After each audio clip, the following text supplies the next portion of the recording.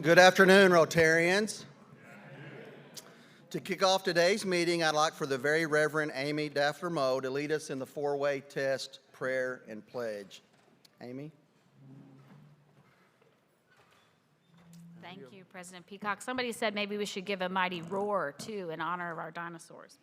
Nonetheless, will you join me in the Rotary four-way test of the things we think, say, or do? Is it the truth? Is it fair to all concerned? Will it build goodwill and better friendships? Will it be beneficial to all concerned? Please bow with me in prayer. Almighty God, in giving us dominion over things on earth, you made us fellow workers in your creation.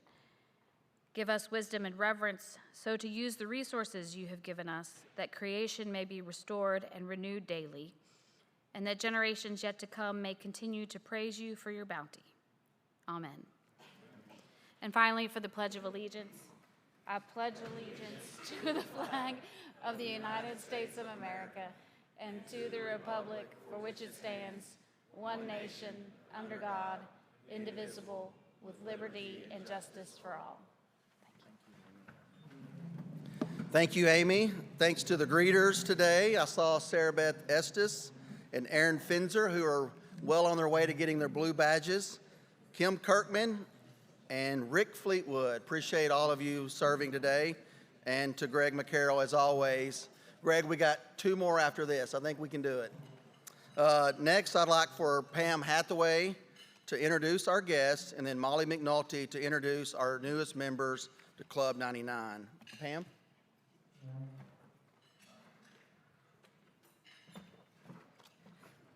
Good afternoon, Rotarians.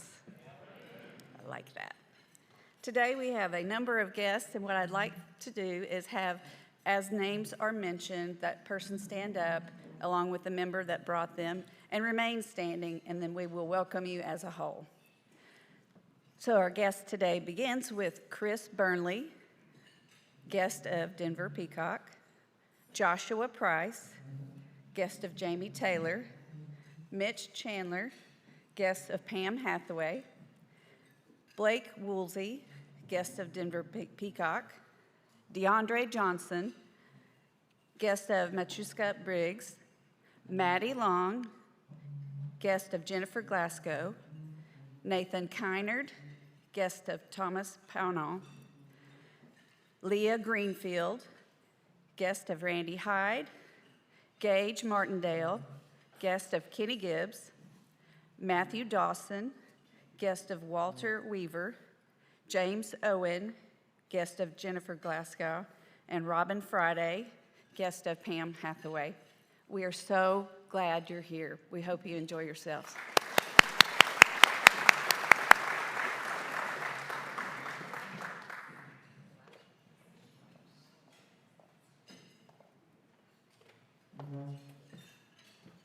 Good afternoon. Today, I am so pleased to introduce two new members. The first is Matushka Lindo Briggs. She is sponsored by past President Aaron Lubin. Matushka is the Senior Vice President and Regional Executive of the Little Rock branch of the Federal Reserve Bank of St. Louis. In this role, she supports the bank's mission of promoting a healthy economy, financial stability, and community development by building durable, two-way relationships with business and community leaders across the state of Arkansas to help the St. Louis Fed gain a real-time, on-the-ground understanding of economic conditions on all corners of Main Street. Throughout her career with the St. Louis Fed, Matushka has held key roles in community development, public affairs, and is part of the bank's team that supports the fiscal agent responsibilities of the U.S. Treasury. Prior to the Fed, Matushka was a general assignment, health and political reporter, and TV radio host with NBC and ESPN affiliates. She has also served as a national moderator and political campaign press secretary. Matushka holds an MBA from Washington University in St. Louis and a bachelor's degree in journalism and communications from William Woods University. She is currently serving on the Mercy Health Hospital East Communities Board, Mercy Hospital Patients Experience Board, and the Economics Arkansas Board. She is a graduate of Leadership Arkansas, Class 17. She is a voting member of the Screen Actors Guild and an avid traveler. Matushka and her husband enjoy fishing and visiting their adult children. In an effort to sum up Matushka's impressive bio in a short and succinct way, Mr. Lubin remarked simply, "She's Janet Yellen's protege." You're that and so much more, Matushka, including now an official member of Club 99. Congratulations and welcome.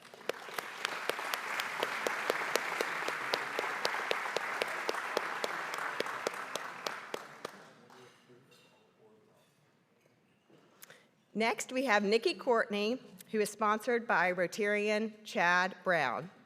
Nikki, a native of Little Rock, is a proud alum of Mount St. Mary Academy. She is a graduate of the University of Arkansas and holds an MBA from UA Little Rock. During her time in graduate school, she was recognized as a Julie V. Bova Scholar and a Gibson Duncan Trust Scholar. Nikki is the Business Development Officer at Nabholz Construction Company. Previously, she spent 10 years at UAMS, serving in various roles, including Assistant Department Chair, Program Coordinator, and Communications Specialist.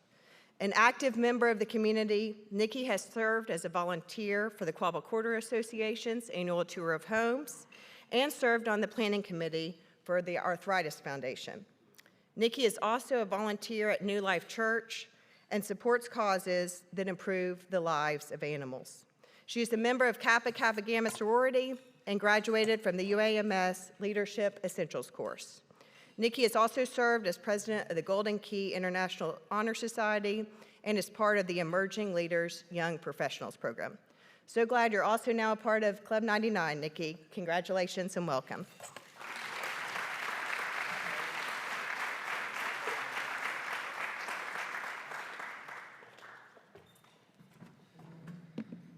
Thank you, Pam. Thank you, Molly. Congrats, Matushka and Nikki. Welcome to Club 99. You just kept our new member streak going. Anybody want to guess? 45. 45 consecutive meetings. If we can do 2 more, we'll get to 47, and I'll let Natalie take it from there. So, wasn't last week amazing? I mean, incredible. The opportunity to honor the Little Rock Nine and have all 8 living members, either in person or virtual, was a historic moment for me in my career to be able to be a part of that. And thanks to all of you for joining in and making that such a special day for Club 99. Thanks to the City of Little Rock, the CVB, Downtown Partnership, Baptist Health, the McClarty Companies, Waste Management, and everyone who played a role, big or small, in making last week happen. Very, very much appreciate all of you. As a reminder, if you missed it, you can watch all of our programs through Karen Fetzer's YouTube page. And so it's a really cool way to kind of catch up. And of course, last week would be a great one to check out if you missed it. We do have a few buttons if you'd like one. Check in with Lel. You can get one of our souvenir buttons from that week. It was pretty cool. We also got some really cool news from the the Central High School National Historic Site. They told us on Friday that they are going to put the sculpture on display within their exhibit space within the museum. And so stay tuned on more news on that. It may take a few weeks, but it's going to be really cool. That'll be an opportunity for all visitors around the world to see this really cool sculpture on display. Next week, my brother, Nelson Peacock, will be here with Marshall Savers. They're with the Northwest Arkansas Council. Both have strong ties to Little Rock and to the rest of the state. It's going to be a really great opportunity to hear from them. My brother will get an extra week to roast me a little bit earlier than the rest of you, so it'll be fun to have him here and celebrating all that they're doing in Northwest Arkansas. Also wanted to call out my friend Chris Burnley, who's here. He gets the most traveled award from Atlanta, so thank you, Chris, for being here. Along with Adam Jordan, who didn't sign up for the guest list, so thanks for being here, guys. Next, I'd like for President-elect nominee Jason Chaco to give us an update on our Tornado Relief Task Force. Jason? And we'll clap for you. Thank you. I'll take it. We get one. Good afternoon, Rotarians. I am freshly returned from Rotary International Conference. I am reinvigorated in my Rotary experience. I and 14,000 of my newest friends learned of the global impact that Rotary has, from international service projects to initiatives that are changing the world. It's amazing to be part of a global organization with that kind of reach, but it's kind of hard to see the winds of change on a global scale. That's why it's so important to recognize the importance of each club's local impact in addition to that big picture. We all remember the devastation from March 31st tornado that tore through Little Rock, and we were able to hear directly from the mayor and others about how hard our community was hit. There was one question repeated in this room after that presentation: how can we help? I'm happy to provide an update on our efforts. We had club members already engaged in response activities like cutting trees out of the road, and I got one particularly moving story from Rotarian Jim Jackson, who hosted a Mennonite community response force that used his warehouse to store their equipment in between hundreds of homes they helped to clear and stabilize while not charging homeowners a dime. While some Rotarians were able to give time, others wanted to help with the immense financial burden facing our city. In the span of just a few weeks, our club was able to raise almost $20,000, with only qualification being that it supports fellow Arkansans who are affected by this natural disaster. The steering committee, made up of President Denver, President-elect Natalie, past presidents Hank Kelly and Jeff Hildebrand, and foundation chair Suzanne Payton, worked to determine where we could put those funds to work. While there are thousands who need it, we wanted to make sure the donation was enough to help. We're currently working with Rotary member organizations to identify at least 5 families whose need would be impacted by a one-time gift of up to $5,000 from our club. We're still a little bit short of our goal, so if there are any of you still considering participating, we sure could use your help. We'll be recognizing all donations as well as $1,000 or more gifts that qualify for the Sid Brooks Award next week. So we ask that you donate any money that you would like to by Sunday the 18th to be included in this first round of recognition. Thank you, Club 99, for making such a direct impact on your local community and your global community. I hope you're as proud as I am to be a Rotarian.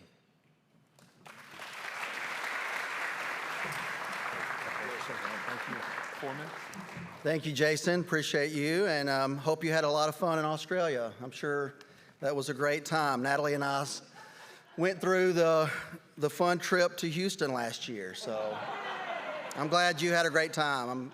Hope that was a real informing opportunity for you. All right, moving on.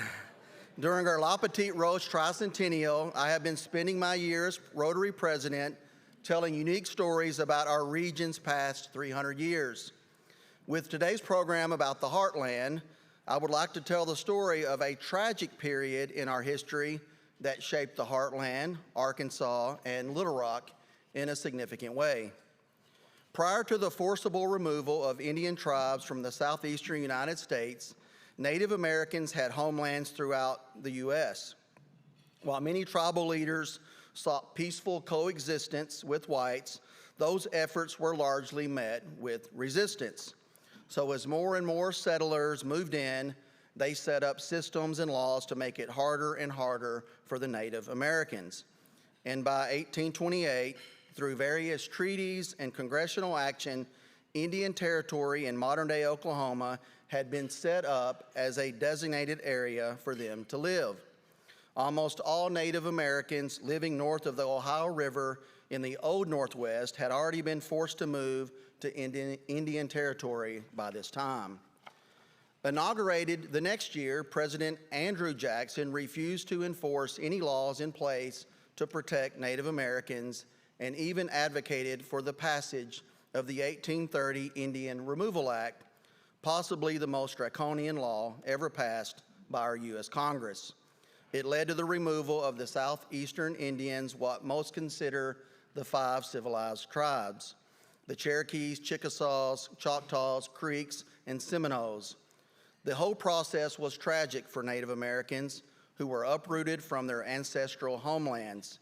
Many would die from exposure, malnutrition, exhaustion, and disease while traveling.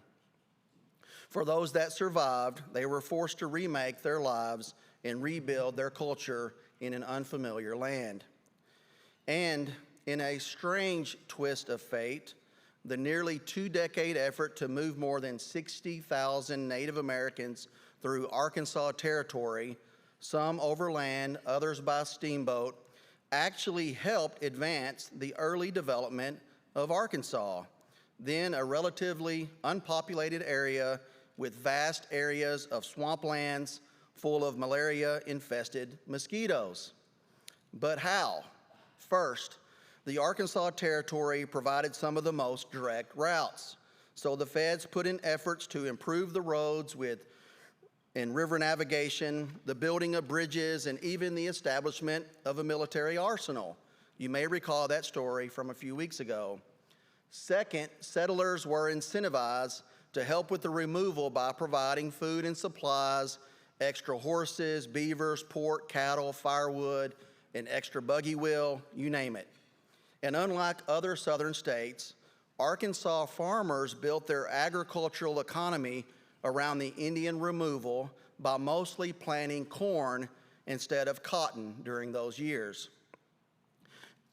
These efforts pumped large sums of money into our local economy.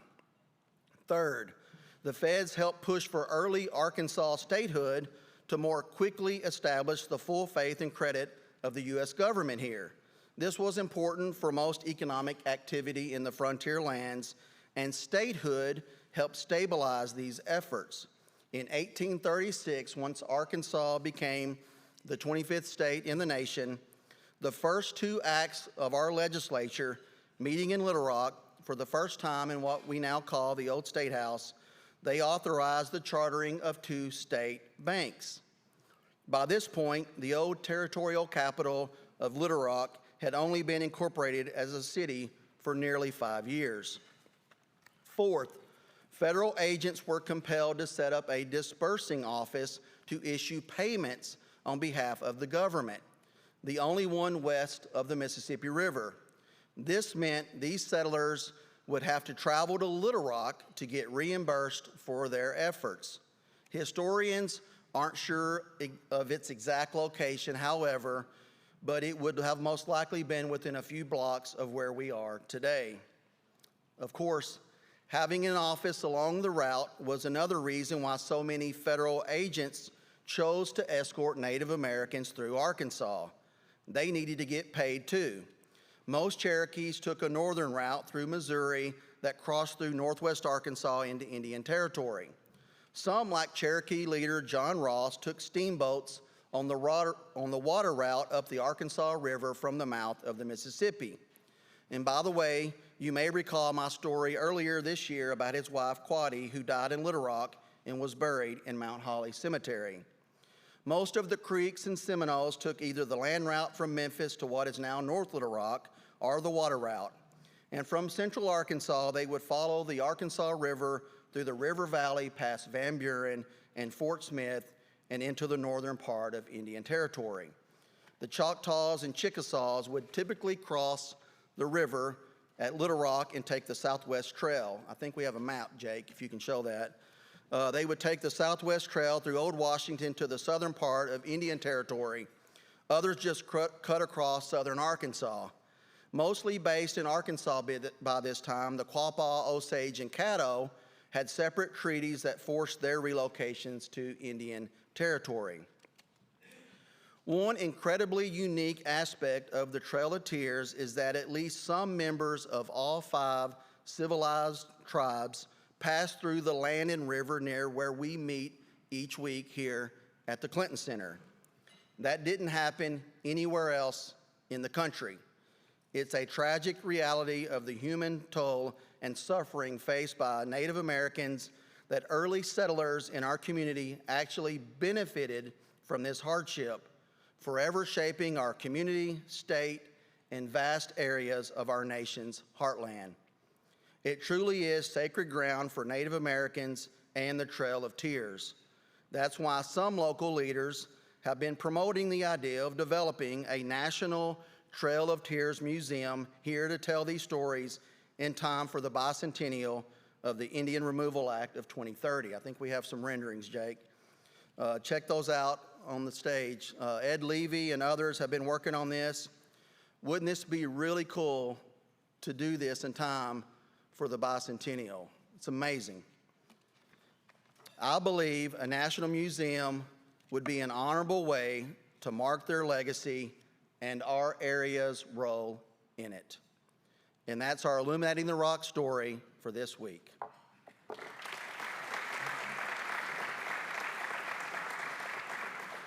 Next, I'd like for President-elect Natalie Gadati, just 3 weeks away from taking the podium, to introduce and moderate today's program on the Heartland Forward. Natalie.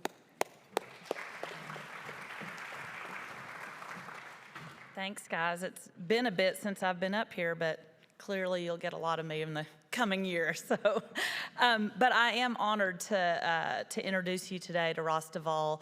We've been working to bring Heartland forward here since President Christina's time. So excited to finally have this moment and hear from these guys.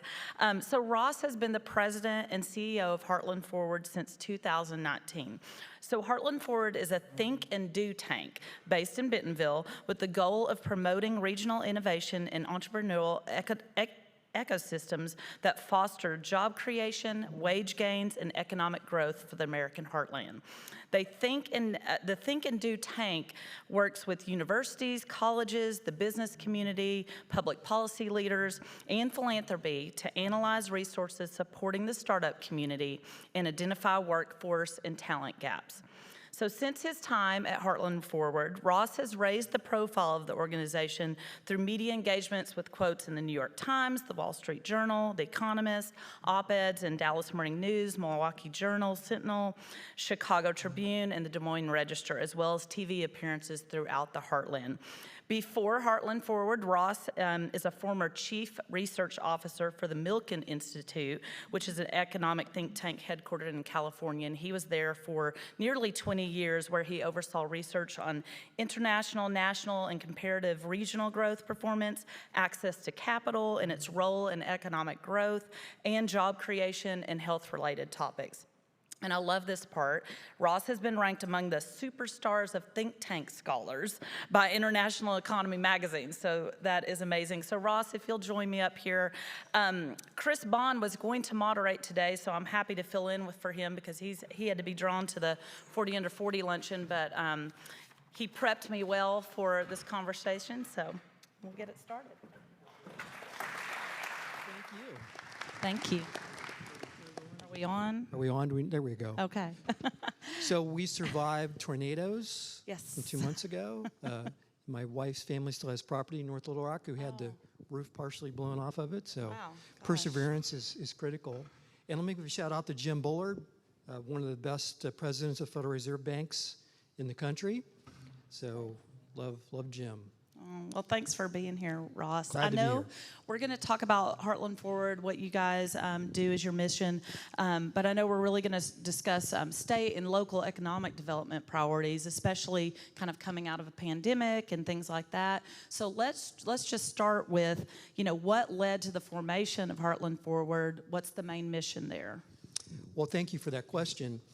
So this evolved out of discussions in 2016 leading up to the presidential election, and people in the center of the country feeling that the people on the coast didn't really understand their challenges, their issues, their perspectives, and members of the Walton family, these were Jim and Lynn's 2 sons and daughter-in-law, so Tom, Stuart, and Olivia Walton, discussed would it make sense to form what they called a summit, kind of an annual gathering, to discuss ways that we could bring people together in the middle of the country.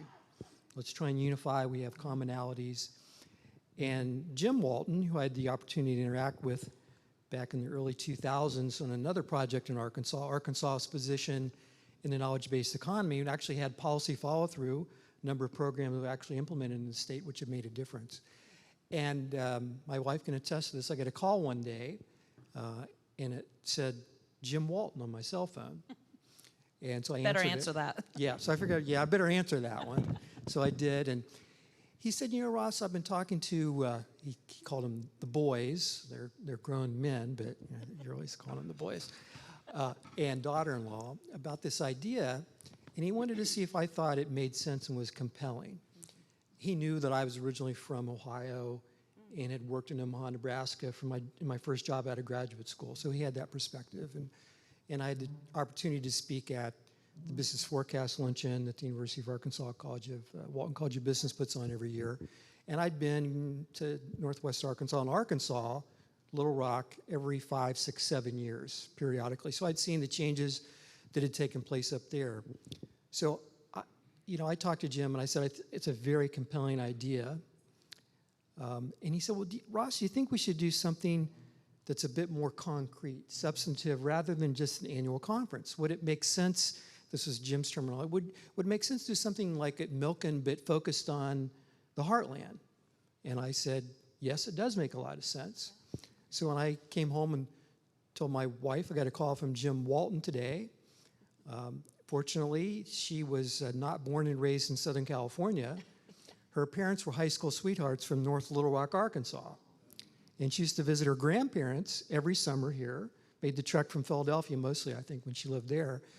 And her response to me was, so when are we moving? Because she knew what a phone call from Jim Walton and what that meant. So there are not many opportunities to start at what I would consider a substantive think and do tank. Don't think inside the Beltway, writing scholarly papers for other scholars. I mean, I've done some of that in my career. I know other people that do. But think about doing applied research that can lead to policy follow-through, that can actually change things and be part of that discourse. So that's what led to the formation of Heartland Forward. It was kind of reversed. It evolved out of the idea to start an annual conference to starting to think and do tank. They tried to change things in the middle of the country. So talk to us about a think and do tank. What are some of the tangibles that come out of that, and specifically for the Heartland that have happened? A great question. So I usually respond to say that the work that I've done and members of my team is very applied research. We do rigorous statistical analysis. I used to work for a Nobel Prize winner at the University of Pennsylvania, Larry Klein, and I was trained as an econometrician, so I have a very technical background. But he said to me one day, Ross, we have lots of Ivy League PhDs that are better at econometrics than you. And I said, well, I'm not sure I entirely agreed with that. But he said, the key advantage you have is you can actually explain this to people who are not trained using those quantitative techniques. And there's very few PhDs from the top Ivy League schools in economics that can do that. And so I used to go on with Dan Rather, I'm dating myself, Tom Brokaw back in the old days. And, I'd give the soundbite answer when it was necessary. So that means that, we're looking for ways to put research into action. So one concrete example, this just happened a year and a half ago. We were approached, and we talked about this, about doing a study that looked at the opportunities to reshore advanced manufacturing back to the United States, and particularly the heartland, the 20 states in the center of the country. It was by a group called Jobs Ohio, which is their economic development arm, but it's outside of state government. That allows them to have a bit more, less regulations on the way they can conduct incentives and targeting different companies for relocation. And my response was, I'd really like to do something, but I'd like to look at the entire heartland, not just Ohio. So we did that, and we were able to reach that, and we called it was reshoring manufacturing, can the heartland lead the way? And I wanted to set the ground level in the sense that we're not going to bring back textiles to the United States, lower value-added manufacturing, but advanced manufacturing such as semiconductors, computer chips, and lots of other things could be brought back or at least expanded here. So we did a study that looked at the factors behind that, supply chain challenges during COVID. A lot of things that people didn't think about prior to that, although some CEOs were already thinking this prior to COVID, was that the wage gaps, the advantages that China had relative to the United States were narrowing, so those labor cost advantages were not nearly as significant as they were 20 years ago when we first went there. And you can make the case when you look at productivity differentials that ultimately the cost per unit might be lower to do it in the United States now. But it became commonplace, just the instinct was, well, these other large Fortune 500 companies, multinational companies go to China, that's where we have to go as well. So anyhow, we re-examined that through the lens of what exists in the heartland today. And we issued that report, which Jobs Ohio was using to try and recruit advanced manufacturing companies to take a look at Ohio. Well, they did that, and it was the governor of Ohio. It was on Christmas Eve. Yes, Christmas Eve, got a phone call from the CEO, Pat Gelsinger, of Intel, announcing that they had selected New Albany, Ohio, which is just east of Columbus, and 25 miles directly north of where I grew up in Ohio, to build 2 new computer chip plants. And at the ceremony at the White House, and then subsequently in Columbus afterwards, Pat Gelsinger said, Intel put silicon in the Silicon Valley, and now we're putting silicon in the heartland.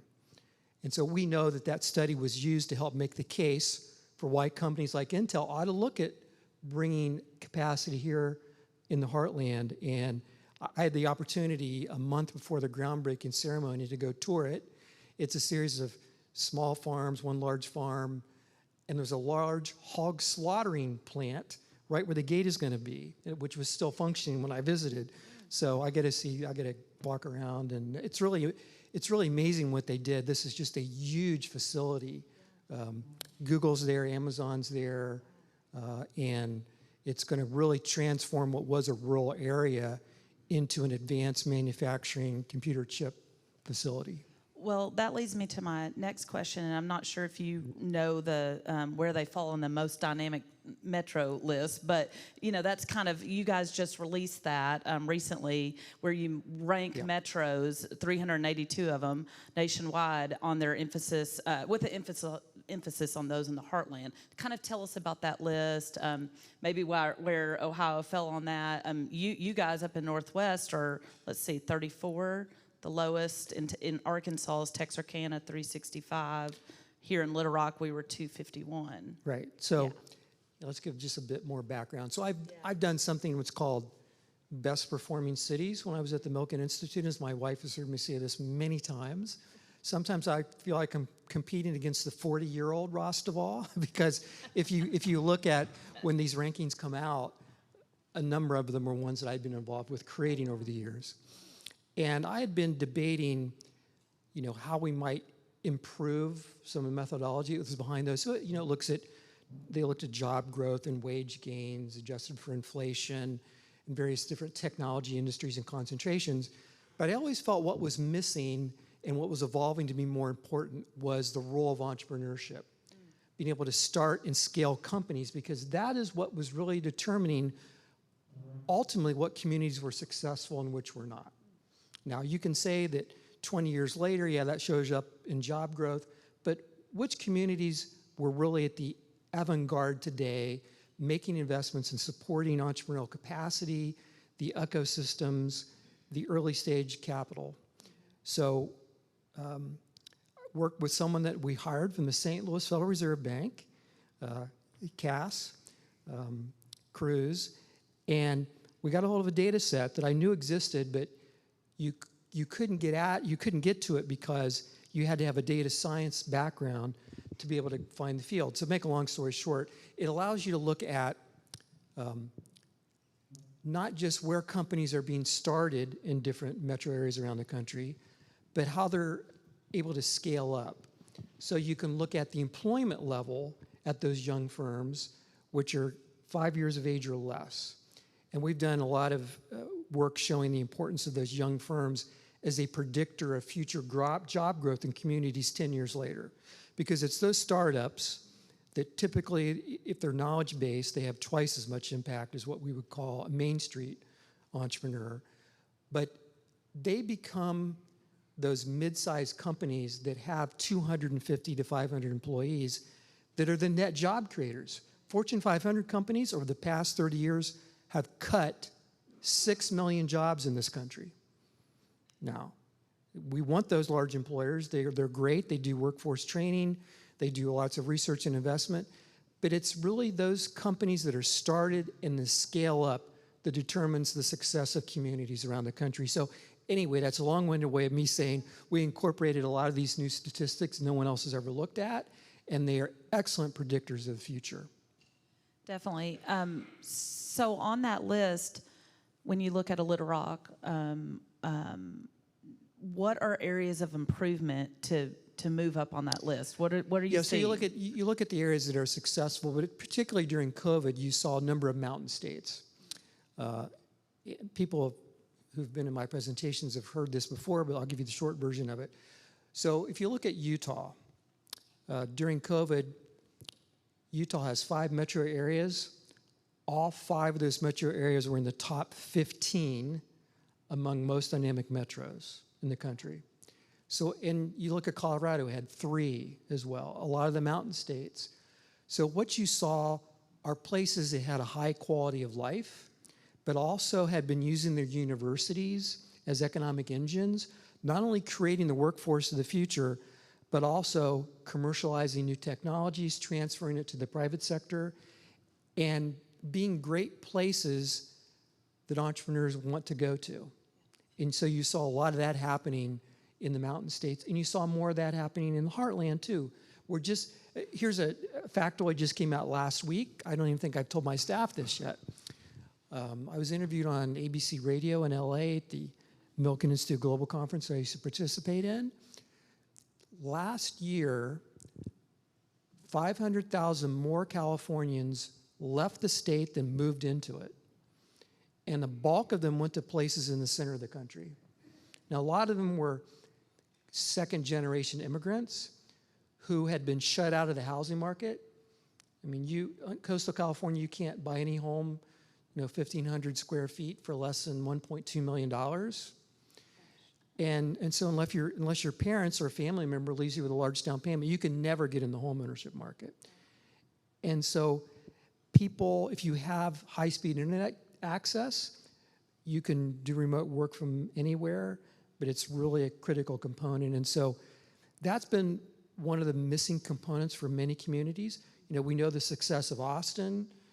We know the success of places like Nashville, in Minneapolis, Columbus, Ohio has been doing very well. I mean, one of the reasons Intel went to, they made the short list, and this hasn't been disclosed publicly, was the president of Ohio State University was a lithographer. And she understood what's required for workforce training of how to work in a clean fab plant.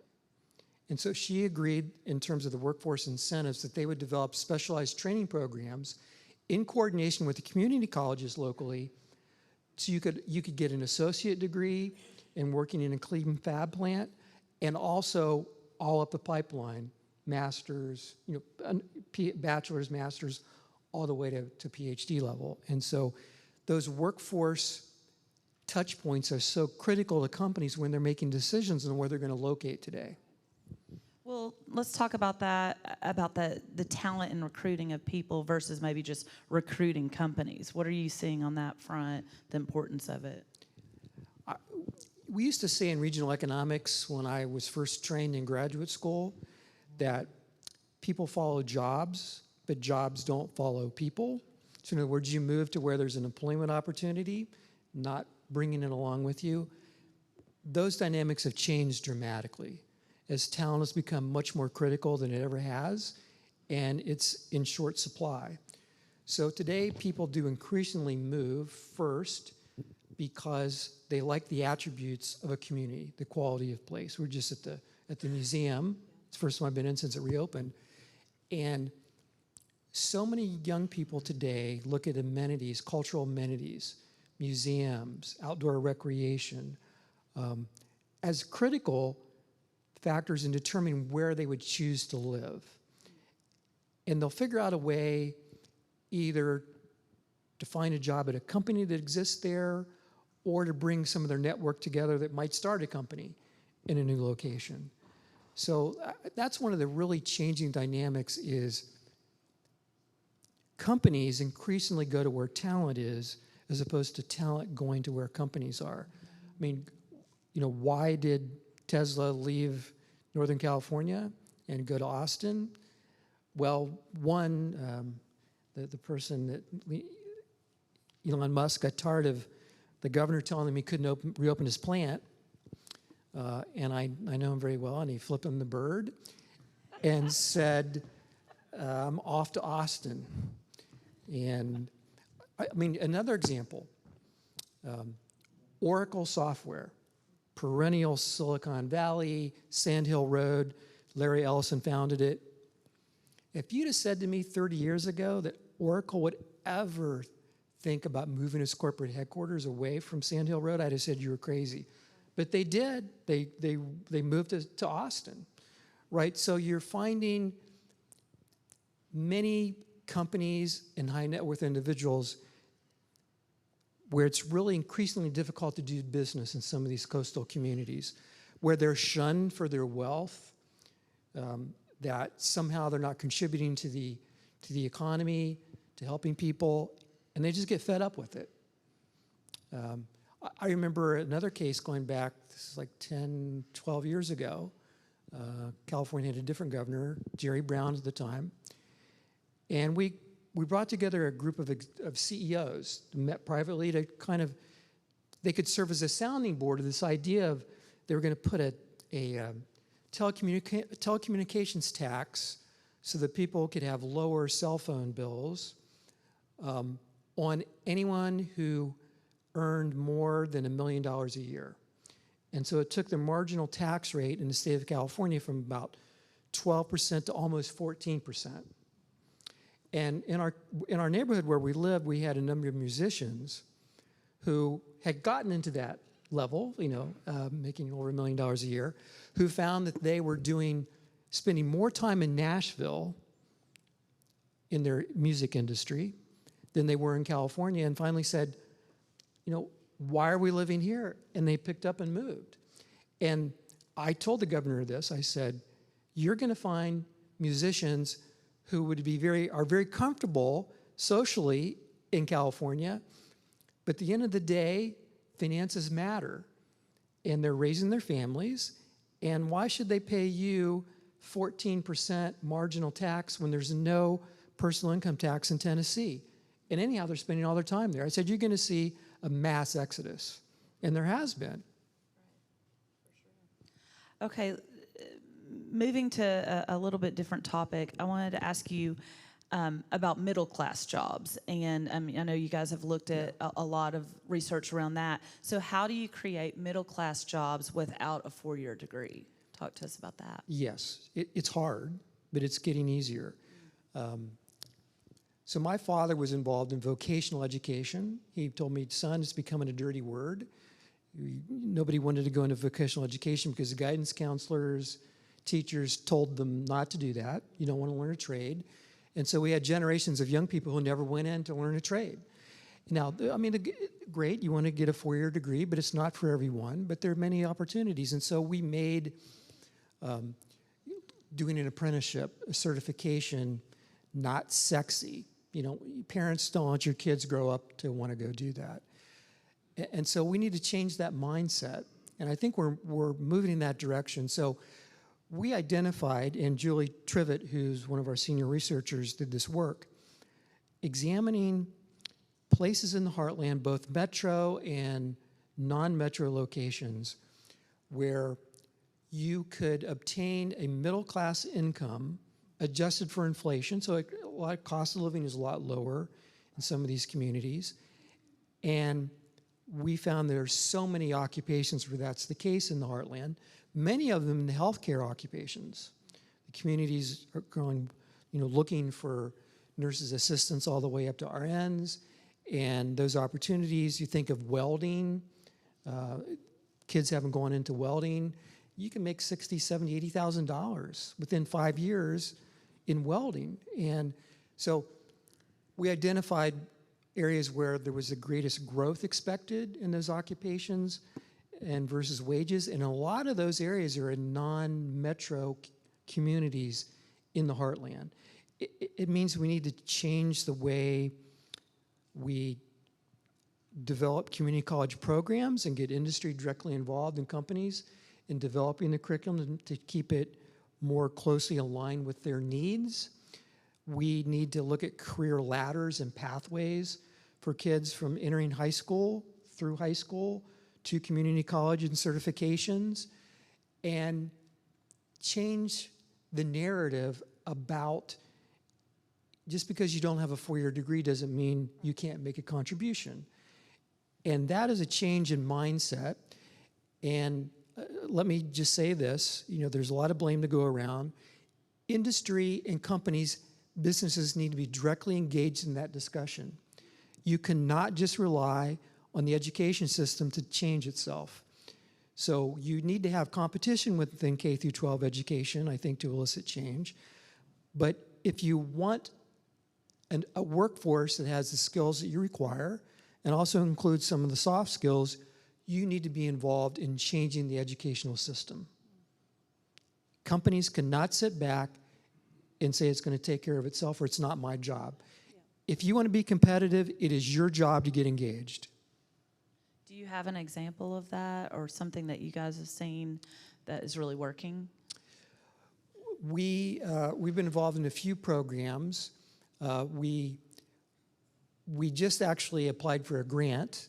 We've seen the pilot program. So the grant is going to be focused, if we receive it, that is, it's a Department of Labor grant, looking at career pipelines in the nursing profession to see what can be done to help with training going back into the high school so that you could actually graduate. And there's some pilot programs that are happening.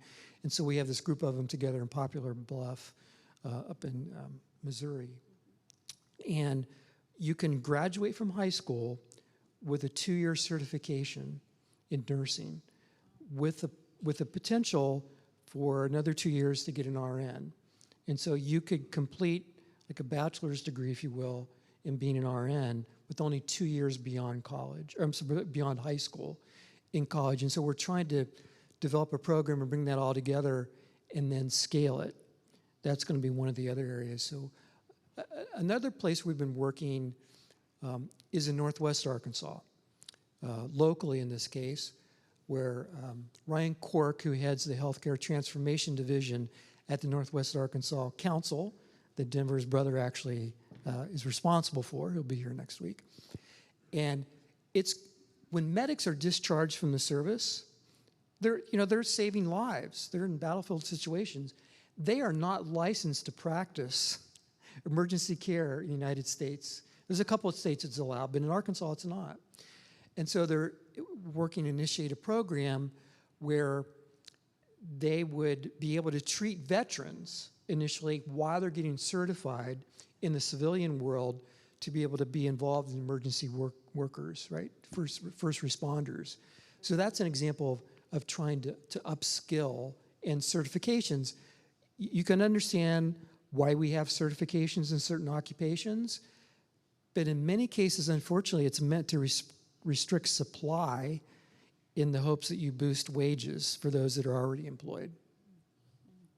Okay, so before we go to questions, I wanted to ask you just what the next thing is for Heartland Forward. So, anything that you guys are working on research-wise or programmatic that is kind of a next big thing for you guys? We have so many things. I'm going to try and keep my list short because our communications director, Blake Woolsey, is sitting over there.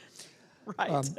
So Just one of needs the to keep you on projects I'm point. really excited about, and I've written about this in the past, but looking at ways that we can help the Black community. And if you look at net worth amongst Black families, it's much lower. We all know the racial and prejudice that existed in this country and still does to some extent, but that's changing. But one of the areas that has precluded participation in entrepreneurship. And so we have been doing a study looking at best practices. It's focused on Memphis, but it compares and contrasts a number of different communities that have a significant Black population. So many, it's not that rates of entrepreneurship in the Black community are substantially lower. It's that fewer of them employ other people. They're what we call sole proprietorships. They're not looking to scale up necessarily. They don't have access to mentors that many other people do. And so we're looking at this best practices and hopeful there will be a number of policies that come out of it that can be applied to other parts of the heartland. Another thing we've been involved in for a while is connecting the heartland to high-speed internet access. Initially involved in 4 states.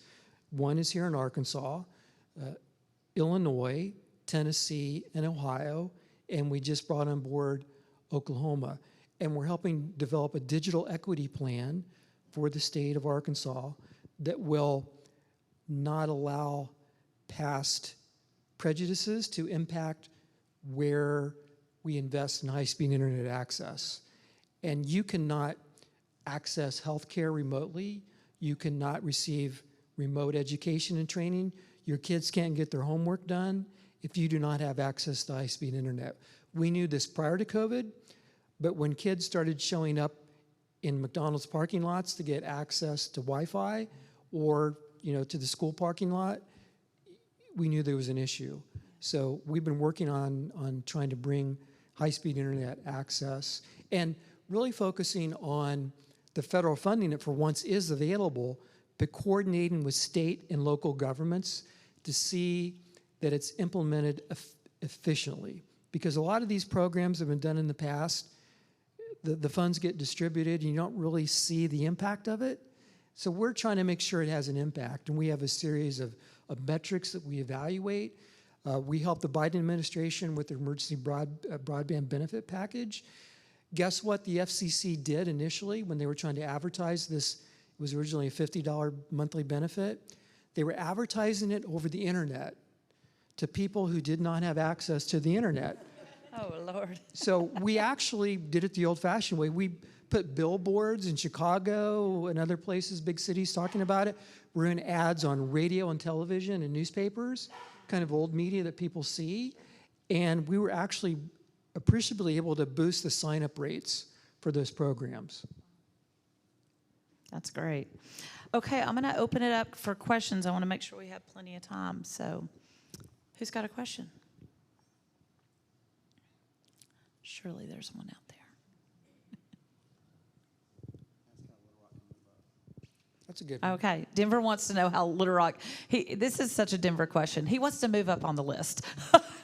How can Little Rock move up on the list? I once had a mayor, I won't say where that mayor was at the time, ask me how much it cost to move up on best performing cities. Oh my gosh. Because the reason I say that is because you will find, let's say, less than pristine consulting groups that do some of these benchmarking studies where behind the scenes there's a black box and you don't necessarily know what's in the black box, and you can change the weights on various factors and boost somebody up pretty easily without really changing anything.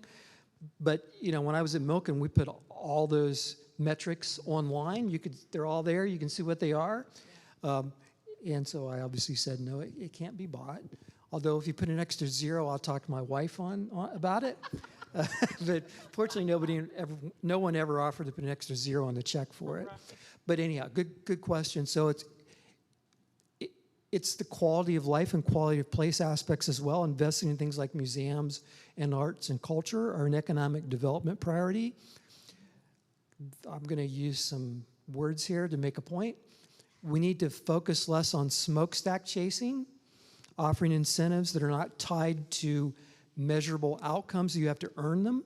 Look, we need to certainly recruit manufacturing. That's important. It will continue to be. But we can't write blank checks.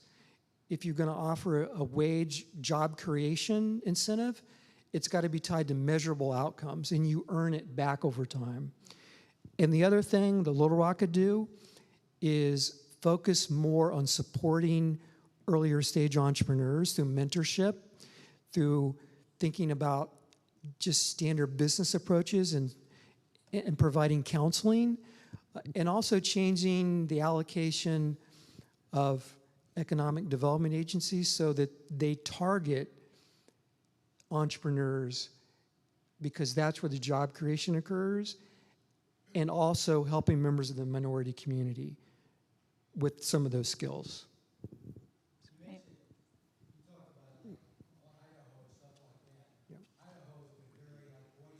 Yeah.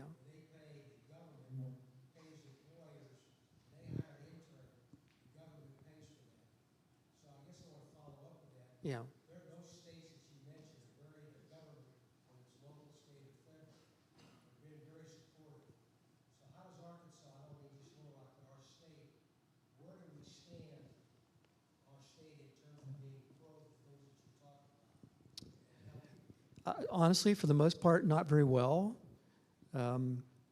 You could say that Arkansas is a quote-unquote business-friendly, but it's not been as willing to experiment like worker tax incentives. So we think of things like the research and development tax credit that you offer large companies because there's a higher rate of return to the broader community than there is to the companies. Many states are toying with these worker incentive tax credits where there's a training wage for a period of time that is tied to occupations where you feel there's high demand growth potential and can create middle-class jobs, and offering more worker incentive tax programs to do that is a different public policy option. Utah's been doing that. Boise's been doing that. A lot of those mountain states have been doing that. And I mean, it's really interesting. People have asked me over the years, well, which political party gets it better? You know, is it Republicans or Democrats? And the answer is there is no one answer for it. In general, I would say that Democratic-led states are more usually open to experimenting, but Utah breaks the mold, right? It's always had Republican governors. Sometimes I've said, well, it's more like the Chinese Communist Party.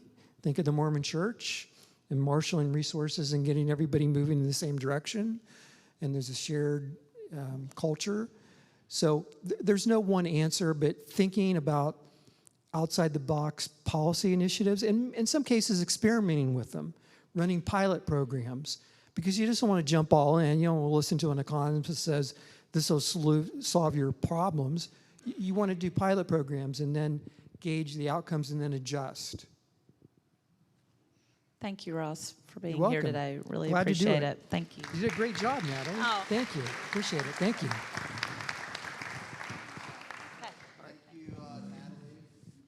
Thank you, Ross. Really grateful to have you here today. Glad to be here. And I want to point out that Natalie ended this exactly on time. Oh, yeah. Someone who moderates a lot, that's a really important criteria. Thank you. She's going to have a lot of experience with that this coming few weeks. As part of our speaker series, we're giving gifts to each of our speakers by Little Rock Connected authors. Your name's in this book. We'll do a photo after we adjourn, but at the end of the year, we're going to give a series of these books with all our speakers' names listed in them to our area elementary schools, libraries, and resource centers. So we'll be, Outstanding. yeah. Let me just say something else. My wife can attest to this. We saw the dinosaur set up outside. We used to play a game when our kids were little, name that dinosaur. We thought our son was going to be a future anthropologist. But anyhow, we do that, and she took a photo of the pastries, cookies and things. So anyhow, the dinosaurs will love that too. Yeah.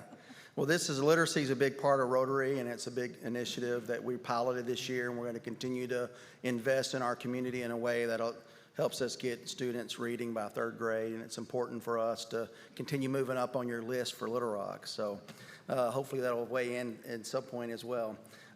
Next week, Northwest Arkansas Council, Nelson Peacock, and Board of Directors, Marshall Savers. Don't miss it. We've got 2 more of these left. Y'all be with me until we get through this. Appreciate you all. And with that, we are adjourned.